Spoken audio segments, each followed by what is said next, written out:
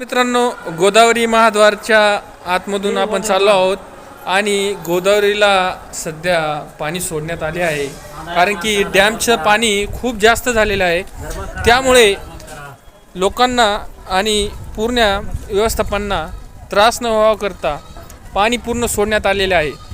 तरी मित्रांनो, पाहू शकता तुम्ही, पैठणमध्ये तीर्थस्थानमध्ये आपण आलो आहोत आणि इथले नैसर्गिक सौंदर्य इतकं छान आहे ना, तर आपण सांगू शकत नाही.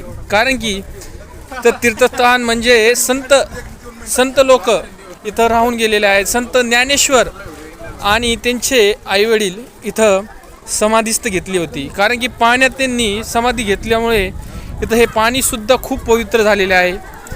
आणि संत ज्ञानेश्वर महाराज ज्यांनी भगवंताचा पूर्ण प्रचार करून पूर्ण जगामध्ये त्यांनी भगवंताचं अस्तित्व स्थापित केलेलं आहे.